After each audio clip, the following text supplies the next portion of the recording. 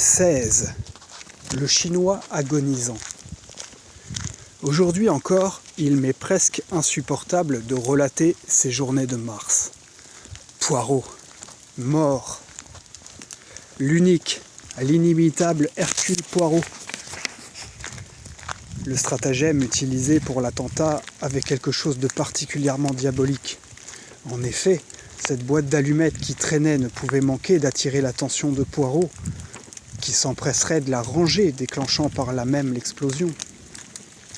En fait, c'était moi qui avais précipité la catastrophe, et j'en conçus pendant longtemps d'inutiles remords. Selon le docteur Ridgway, c'était un véritable miracle que je m'en sois sorti avec une légère commotion. Bien que j'ai eu l'impression de reprendre conscience presque immédiatement, j'étais resté dans le coma plus de 24 heures. Ce fut seulement le lendemain soir que je pus aller en titubant dans la pièce voisine, les jambes flageolantes, pour me recueillir avec une profonde émotion devant le cercueil en orme, tout simple, qui renfermait les restes d'un des hommes les plus extraordinaires que la terre eût jamais portés. Dès l'instant où j'étais revenu à moi, je n'avais eu qu'une seule idée en tête: venger la mort de Poirot et pourchasser impitoyablement les quatre grands. J'avais pensé que Ridgway m'encouragerait dans ce projet, mais à ma grande surprise, le brave médecin se montra d'une tiédeur inexplicable. Retourner en Argentine, me conseillait-il en toute occasion. Pourquoi tenter l'impossible? Exprimé avec le maximum de délicatesse, sa pensée se résumait à cela. Si Poirot, le grand Poirot, avait échoué, comment pouvais-je espérer réussir? Je m'entêtais pourtant. Sans même me préoccuper de savoir si j'avais les qualités requises pour cette tâche, et je me permets de dire en passant que je ne partageais pas l'opinion du docteur Ridgway sur ce point, je me sentais pleinement capable de reprendre l'œuvre de Poirot là où il l'avait laissée. J'avais travaillé si longtemps à ses côtés que je connaissais ses méthodes par cœur. En outre, n'était-ce pas pour moi une question de sentiment? Mon ami avait été lâchement assassiné. Pouvais-je retourner tête basse en Argentine sans même essayer de livrer ces meurtriers à la justice? Voilà ce que j'expliquais, entre autres choses, à Ridgway. Après m'avoir écouté avec attention, il me fit cette déclaration. Je n'en persiste pas moins dans mon opinion. Je suis persuadé que Poirot lui-même, s'il était là, vous pousserait à repartir. En son nom, Hastings, je vous conjure de renoncer à ce projet insensé et de regagner votre ranch.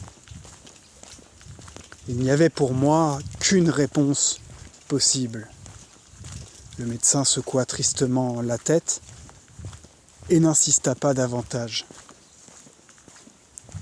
Il me fallut 1 mois pour me rétablir complètement. Vers la fin avril, je sollicitai du ministre de l'Intérieur un entretien qui me fut accordé. Monsieur Crowther, à l'instar du docteur Ridgway, s'employa à me tranquilliser et à me dissuader de rester, tout en se déclarant reconnaissant de l'aide que je lui proposais. Il la refusa avec courtoisie.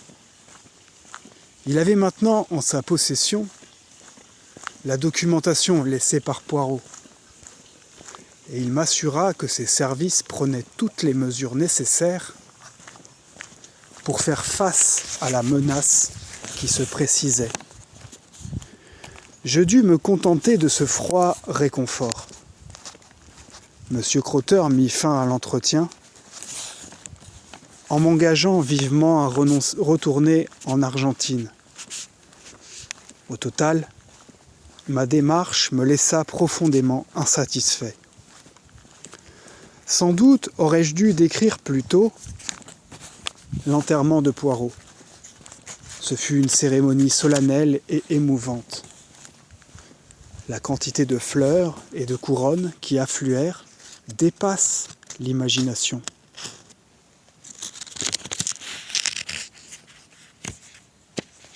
Il en venait de partout, de tous les milieux de la société, des plus huppés aux plus humbles. Voilà qui montrait avec éclat quelle place mon ami s'était faite dans son pays d'adoption. Pour ma part, je me laissais sincèrement envahir par l'émotion quand, au bord de la tombe, me revinrent en mémoire toutes nos aventures et les moments heureux passés ensemble. Début mai, mon plan de campagne était arrêté. Le mieux, me semblait-il, était de m'en tenir à la méthode de Poirot, faire paraître des annonces, afin de recueillir des renseignements sur Claude Darel. J'insérais donc une annonce dans un certain nombre de quotidiens du matin. Un jour, attablé dans un petit restaurant de Soho, je relisais le texte pour juger de l'effet produit quand, au détour d'une page, une brève me causa un choc désagréable. L'entrefilet, très court, signalait qu'un certain monsieur John Ingalls, voyageant à bord du SS Shanghai, avait mystérieusement disparu, peu après que le paquebot eut quitté Marseille. Malgré le calme plat, on craignait que le malheureux ne fût tombé à la mer. Le paragraphe se terminait par un bref commentaire sur la longue et remarquable carrière de M. Ingalls en Chine. La nouvelle était déplaisante. De toute évidence, la mort d'Ingalls recelait un sinistre mobile. Pas un instant je ne crus à la thèse de l'accident.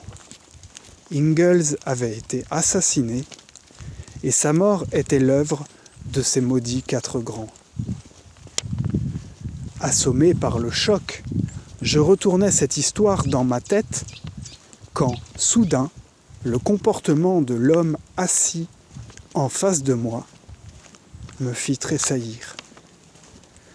Je ne lui avais guère prêté attention jusqu'alors.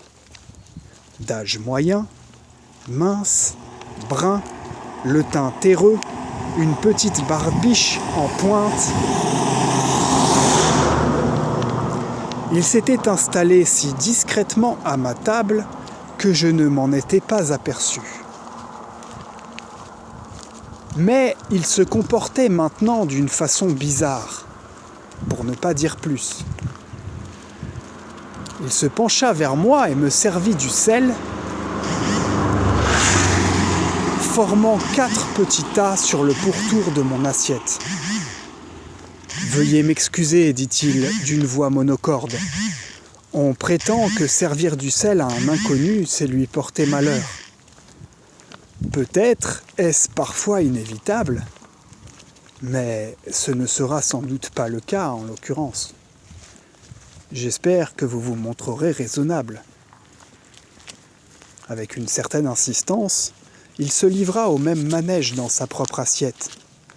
L'allusion au chiffre 4 était trop évidente pour qu'on puisse la manquer.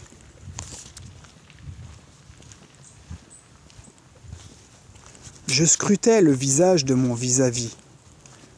Pour autant que je pusse en juger, il ne ressemblait nullement au jeune Templeton, ni à James, le valet de pied, ni à aucun des autres personnages qui avaient croisé notre route à un moment quelconque.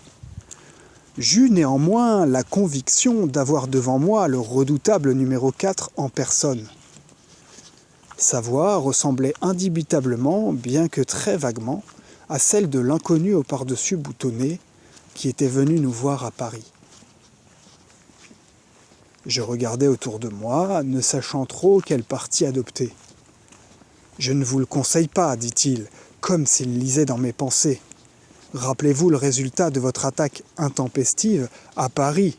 Je peux vous assurer que j'ai bien préparé ma fuite. Vos idées ont tendance à être un peu frustes, capitaine Hastings, si je puis me permettre. Vous êtes le diable, hoquetai-je, suffoquant de rage. Le diable incarné. Là, ne vous énervez pas. Votre défunt ami vous dirait qu'un homme qui garde son calme a toujours un grand avantage. Vous osez parler de lui, m'écriai-je. De cet homme que vous avez lâchement assassiné? Et vous venez ici, il m'interrompit. Je suis venu dans un but louable et pacifique. Vous conseillez de retourner immédiatement en Amérique du Sud. Si vous obtempérez, les 4 grands en resteront là. Vous et les vôtres ne serez pas inquiétés. Je vous en donne ma parole. J'éclatai d'un rire méprisant. Et si je refuse d'obéir à cette sommation? On ne saurait parler de sommation, disons plutôt un avertissement. Il parlait d'un ton froid, menaçant. Le premier avertissement, ajouta-t-il à mi-voix. Vous serez bien avisé de ne pas le prendre à la légère. Avant même que j'aie pu deviner son intention, il se leva et se faufila vers la porte. Je bondis aussitôt à sa poursuite, mais par malchance, je heurtai un monstrueux obèse qui bloquait le passage entre 2 tables. Le temps que je me dégage, ma proie franchissait déjà le seuil. Un nouvel obstacle surgit, sous la forme d'un serveur qui portait une haute pile d'assiettes et qui me rentra dedans, sans crier gare. Lorsque j'arrivai enfin à la porte, il n'y avait aucune trace de l'homme à la barbiche noire. Le serveur se confondit en excuses. L'obèse, placidement installé à une table, commandait son déjeuner. Les 2 incidents n'étaient apparemment imputables qu'au seul hasard, mais je n'en avais pas moins ma petite idée sur la question. N'étais-je pas bien placé pour savoir que les 4 grands avaient des agents partout? Inutile de dire que je ne tins aucun compte de l'avertissement qu'on m'avait adressé. J'étais prêt à vaincre ou à mourir pour la bonne cause.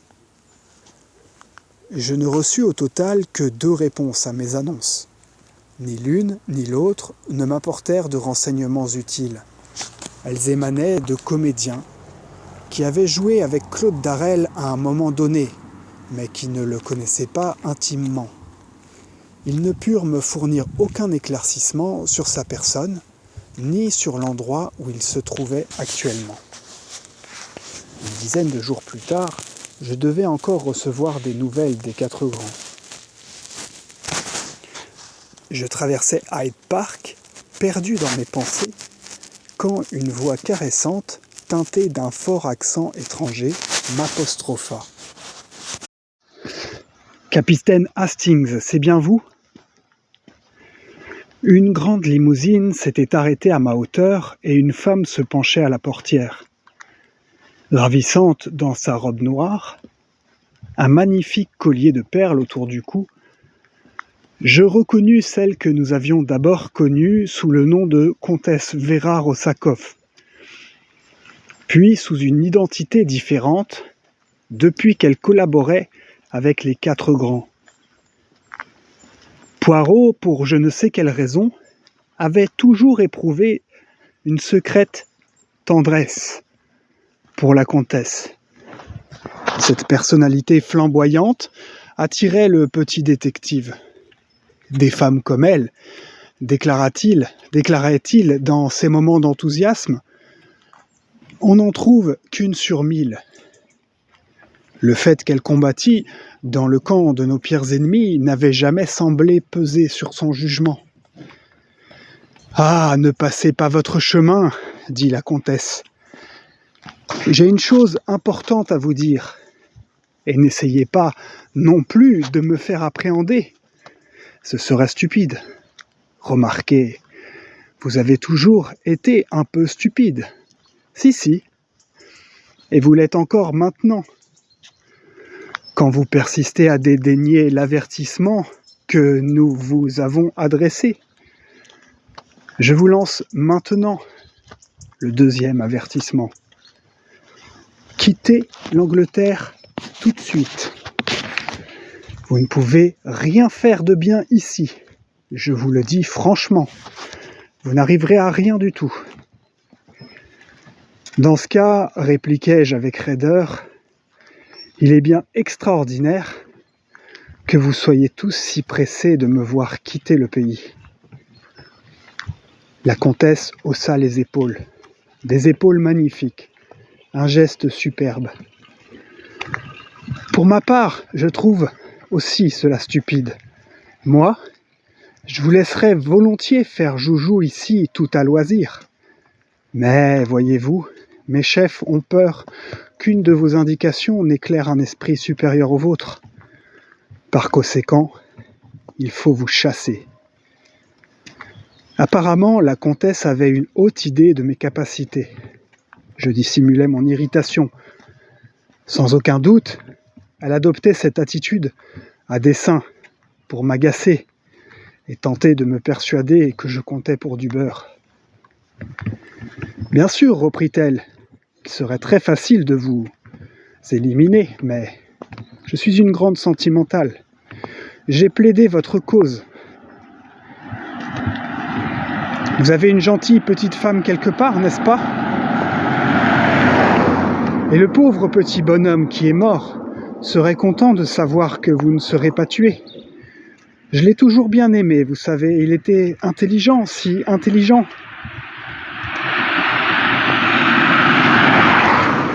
S'il n'avait pas été seul contre 4, je crois honnêtement qu'il aurait pu nous battre. Je l'avoue en toute sincérité, c'était mon maître.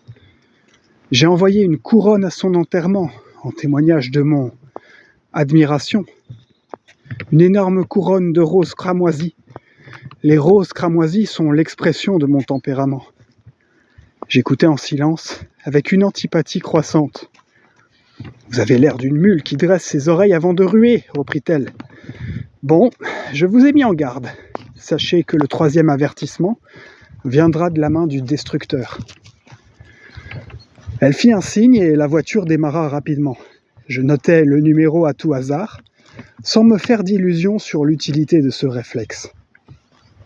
Les 4 grands n'avaient pas l'habitude de négliger les détails. Je rentrai à la maison un peu dégrisé. Du flot de paroles de la comtesse émergeait une certitude. Ma vie était vraiment en danger. Je n'avais nullement l'intention d'abandonner la lutte, mais il convenait d'avancer avec prudence et de prendre le maximum de précautions. Tandis que je passais en revue tous les faits qui pouvaient m'éclairer, cherchant à déterminer la meilleure ligne de conduite, le téléphone sonna. « Allô, oui ? Qui est à l'appareil ? Ici l'hôpital Saint-Gilles. On vient de nous amener un Chinois qui a été poignardé dans la rue. Il n'en a plus pour longtemps. Nous vous appelons parce que nous avons trouvé dans sa poche un bout de papier avec vos noms et adresses. » Passé la surprise et quelques secondes de réflexion, je répondis que j'arrivais tout de suite. L'hôpital Saint-Gilles se trouvait du côté des docks. et le Chinois venait peut-être juste de débarquer. En chemin, un soupçon me traversa brusquement l'esprit. Était-ce encore un piège ? Là où il y avait un Chinois, la main de Li Shangyan risquait de ne pas être loin. Je repensais à mon aventure dans la maison du mandarin. Ce coup de téléphone était-il une ruse de mes ennemis ? Un simple raisonnement me convainquit. De toute manière, une visite à l'hôpital ne présentait guère de danger. Selon toute probabilité, cette histoire n'était pas tant un traquenard qu'un coup monté, comme on dit communément. Le Chinois agonisant me fournirait des indications qui, si je les suivais, auraient pour résultat de me faire tomber entre les mains des quatre grands. Le tout était de feindre la crédulité en restant secrètement sur mes gardes. Sitôt arrivé à l'hôpital Saint-Gilles, je fis connaître l'objet de ma visite et l'on me conduisit au chevet du moribond. Il était allongé, là, parfaitement immobile, les paupières closes. Seul le très léger mouvement de sa poitrine montrait qu'il respirait encore. Debout, près du lit, un médecin lui tâtait le pouls. « C'est presque la fin, » me chuchota-t-il. « Alors, vous le connaissez ? » ?»« Non, c'est la première fois que je le vois. » »« Dans ce cas, pourquoi avait-il sur lui un papier avec votre nom et votre adresse ? Vous êtes bien le capitaine Hastings ? » ?»« Oui, mais je n'en sais pas plus que vous. »« Curieux, d'après ces papiers, il était le domestique d'un certain Ingalls, un fonctionnaire à la retraite. » Comme le nom me faisait tressaillir, il ajouta « Ah, vous le connaissez donc, le domestique d'Ingalls. Alors, je l'avais déjà vu, en effet.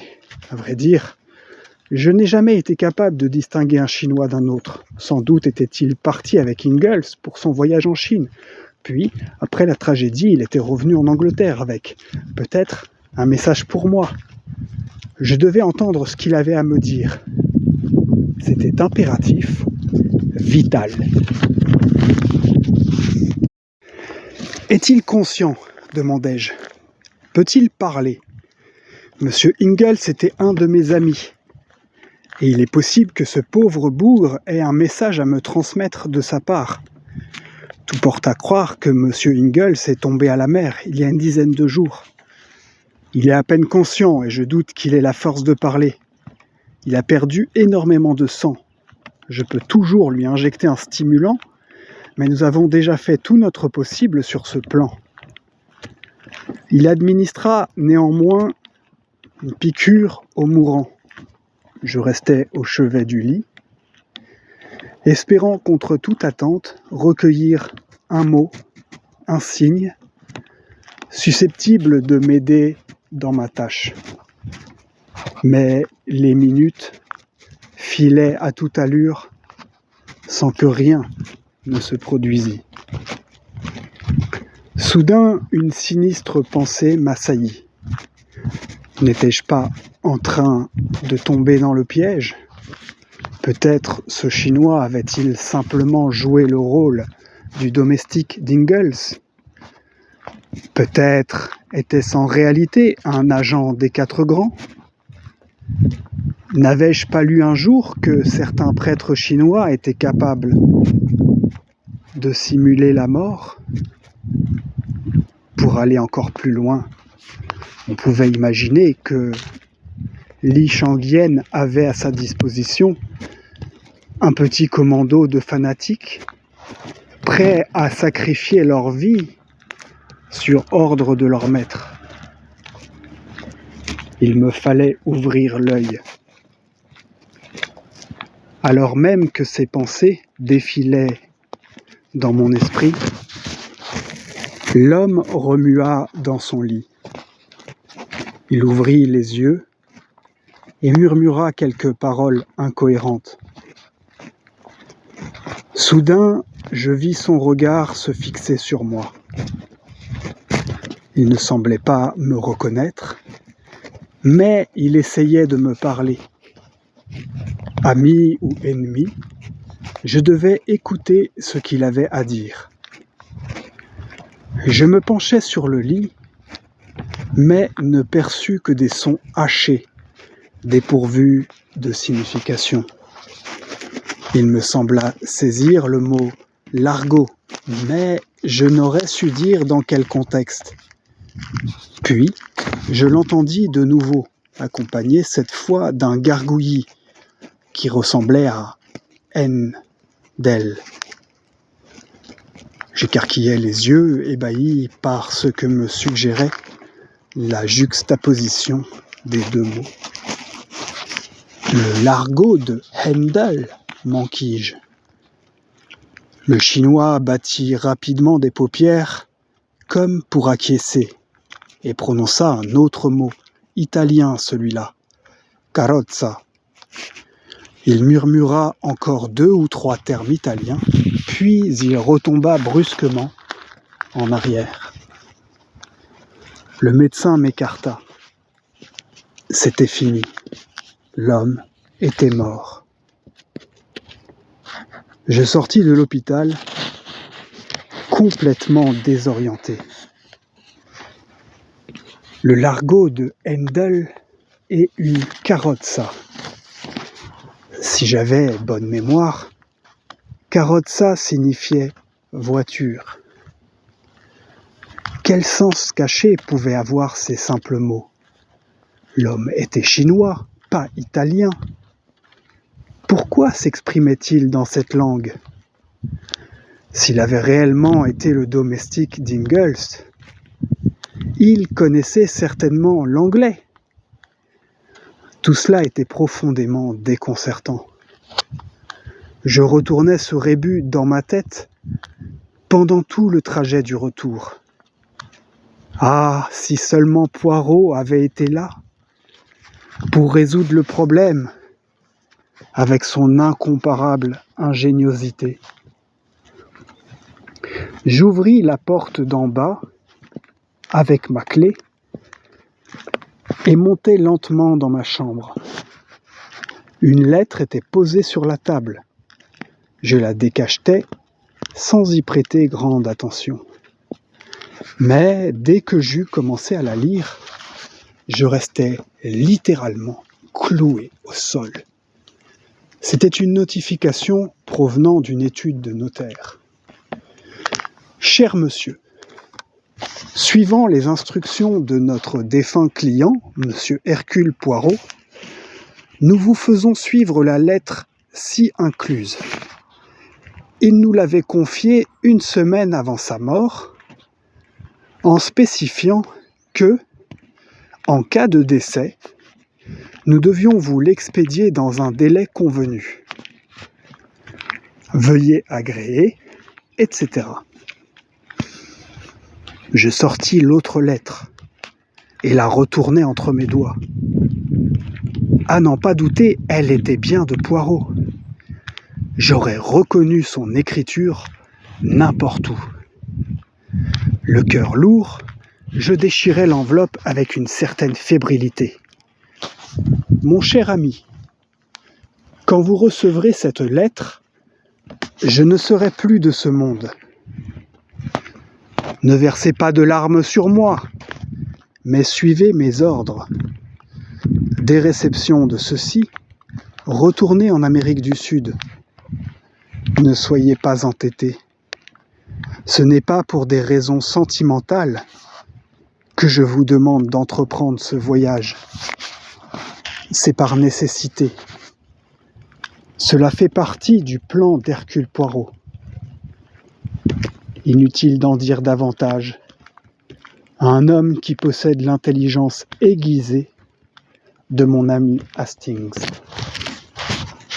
À bas les 4 grands, d'outre-tombe, mon bon ami, je vous salue. Avec toute mon amitié, Hercule Poirot. Je lus et relus cette lettre étonnante. Une chose était évidente, cet homme extraordinaire avait prévu toutes les éventualités. au point que sa propre mort ne troublait pas le déroulement de ses plans. À moi le rôle d'exécutant, lui, c'était le génie planificateur. Je trouverais sans aucun doute des instructions détaillées qui m'attendaient au-delà des mers.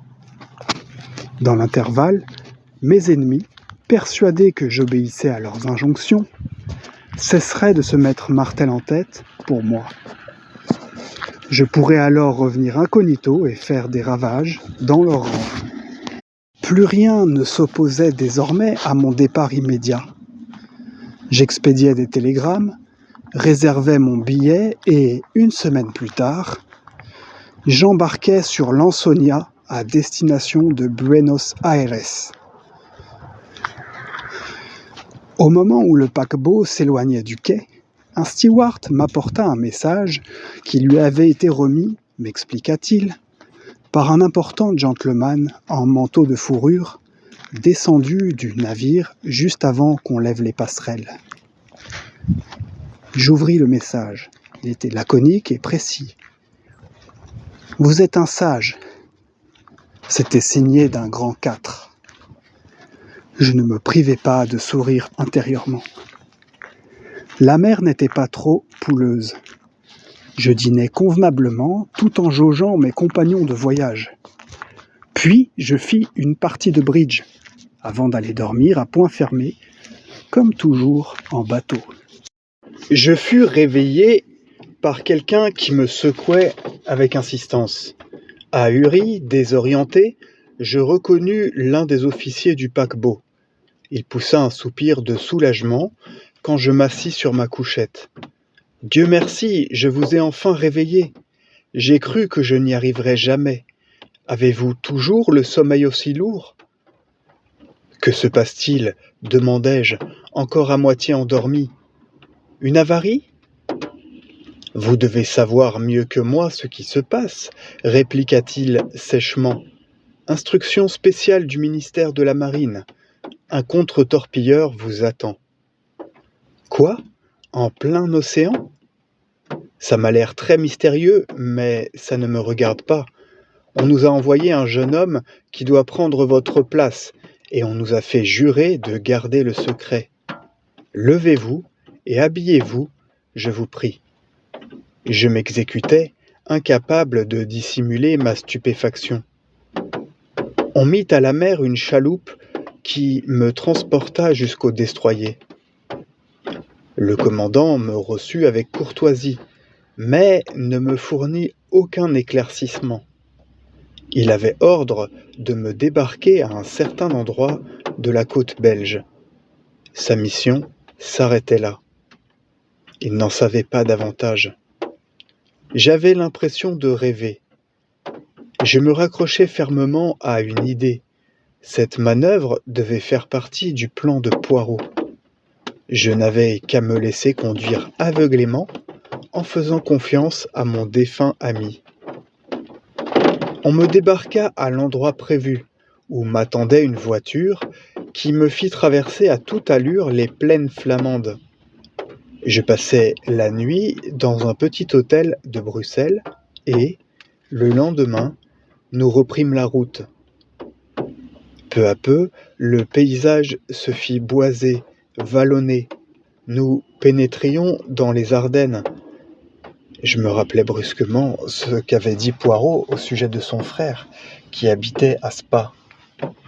Mais ce n'était pas là que nous allions. Nous quittâmes la grande route pour prendre un chemin qui sinuait à travers les hauts arbres touffus, au cœur des montagnes.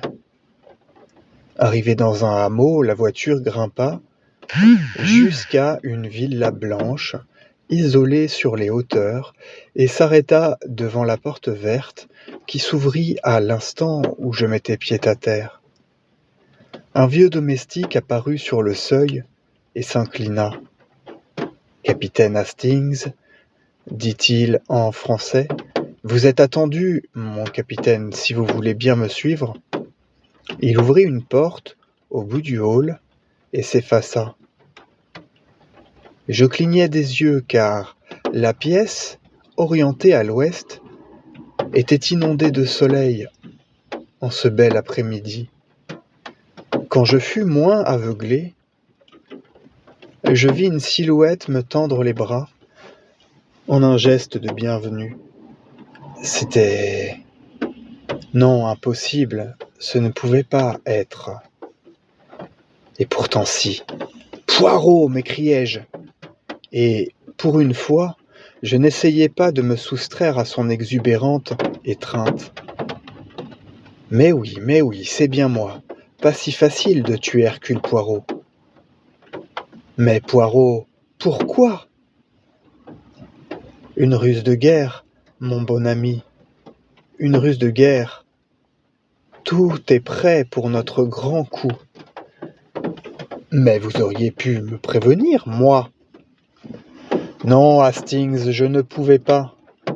Jamais de la vie, vous n'auriez pu jouer la comédie à l'enterrement. Tel quel, c'était parfait. Cela ne pouvait pas manquer d'emporter la conviction des 4 grands.